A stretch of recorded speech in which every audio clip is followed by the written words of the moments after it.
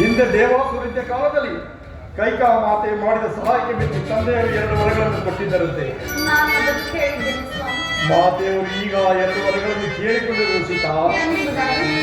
ಮೊದಲನೇ ವರಕ್ಕೆ ನನಗೆ ಸಿದ್ಧವಾಗಿನ ಪಟ್ಟಾಭಿಷೇಕವನ್ನು ನಿಲ್ಲಿಸಿ ನನ್ನ ಮಗನಾದ ಭರತನಿಗೆ ಪಟ್ಟಾಭಿಷೇಕವಾಗಬೇಕೆಂದರು.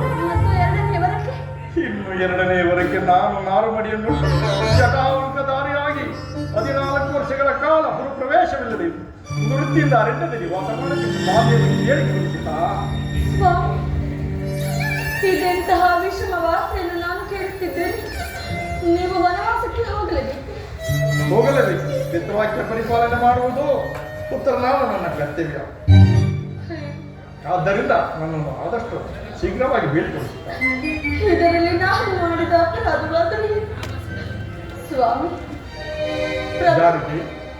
ನೀವು ವನವಾಸಕ್ಕೆ ಹೋಗಲೇಬೇಕಾದರೆ ನನ್ನನ್ನು ಕೂಡ ನಿಮ್ಮ ಸಂಗಡ ಕರೆದುಕೊಂಡು ಹೋಗಿ. ಜಾನಕಿ, ವನವಾಸದ ಆಜ್ಞೆ ನನಗೆ ಮಾತ್ರ. ನೀನು ಸುಮಕೋಮಲಿ ಅರಮನೆಯಲ್ಲಿ ಸುಖವಾಗಿ ಬೆಳೆದವಳು. ಕಾಡಿನಲ್ಲಿ ಗೆಡ್ಡೆಗೆಣಸು ತಿನ್ನುತ್ತಾ ಕಲ್ಲು ಮುಳ್ಳುಗಳನ್ನು ತಿನ್ನುತ್ತಾ ವಾಸಿಸುವುದನ್ನು ನಾನು ಈ ಕಣ್ಣುಗಳಿಂದ ನೋಡಲಾರ ಸೀತಾ. ಆದ್ದರಿಂದ ನೀನು ಇಲ್ಲೇ ಇದ್ದು ಮಾತಾಪಿತೃಗಳ ಸೇವೆಯನ್ನು ಮಾಡಿಕೊಳ್ಳಬೇಕು. ನಾನು 14 ವರ್ಷ ವನವಾಸವನ್ನು 14 ದಿನಗಳಿಂದ ಕಳೆದು ಬಿಡುವಿಸಿದ್ದ. ಬಹು ಜಾಗೃತಿಯಾಗಿ ಬಂದು ಬಿಡುವಿಸಿದ್ದ. ಸಾಧ್ಯವಿಲ್ಲ ಸ್ವಾಮಿ, ಸಾಧ್ಯವಿಲ್ಲ.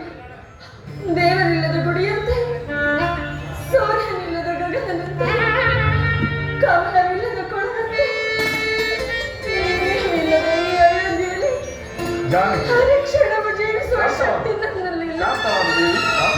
ಕಾಡಿನಲ್ಲಿ ಏನೇ ಕಷ್ಟ ನಷ್ಟಗಳು ಬಂದರೂ ಎಲ್ಲವನ್ನು ಸಹಿಸಿಕೊಂಡು ಕಾಲ ಕಳೆಯುತ್ತೇನೆ.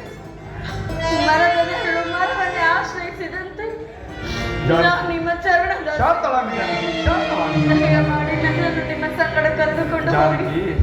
ಇಲ್ಲವಾದ ಪಕ್ಷದಲ್ಲಿ ಖಂಡಿತವಾಗಿ ನಾನು ಅಲ್ಲಿ ಪ್ರವೇಶ ಮಾಡುತ್ತೇನೆ. ಕಾಡಿನ ವಾಸ ಬಲು ಕಷ್ಟಕರ.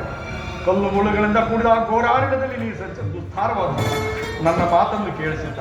ಹಠ ಮಾಡಬೇಡ. ಬಹು ಜಾಗೃತಿಯಾಗಿ ಬಂದು ಬಿಡುವುದು. ಸಾಧ್ಯವಿಲ್ಲ ಸ್ವಾಮಿ, ಸಾಧ್ಯವಿಲ್ಲ. ನೀವಿಲ್ಲದೆ ಈ ಅಯೋಧ್ಯೆಯಲ್ಲಿ ಹರಿಕ್ಷಣವು ಉಳಿಯುವ ಶಕ್ತಿ ನನ್ನಲ್ಲಿ. ನಾನು ಹೇಳಿದಂತೆ ನೀವು ಕರೆದುಕೊಂಡು ಹೋಗದಿದ್ದ ಪಕ್ಷದಲ್ಲಿ ನಾನು ಪ್ರಾಣತ್ಯಾಗ ಮಾಡುತ್ತೇನೆ. ಈ ಅಲ್ಪ ವಿಚಾರಕ್ಕೆ ಪ್ರಾಣತ್ಯಾಗದ ಮಾತಕ್ಕೆ ಜಾನಕಿ, ನನ್ನನ್ನು ಅಗಲಿರಲಾರದೆ ಸಂಕಟದ ಉದ್ರೇಕದಿಂದ ನೀನು ಈ ರೀತಿ ಮಾತನಾಡುತ್ತಿರುವೆ. ನಿನ್ನ ಮನಸ್ಸಿನ ವೇದನೆ ನನಗೆ ಹಾಗಾಗಿ ಮಾತಾಪಿತೃಗಳ ಆಶೀರ್ವಾದ ಹೋಗೋಣ ನಡೆಸಿ.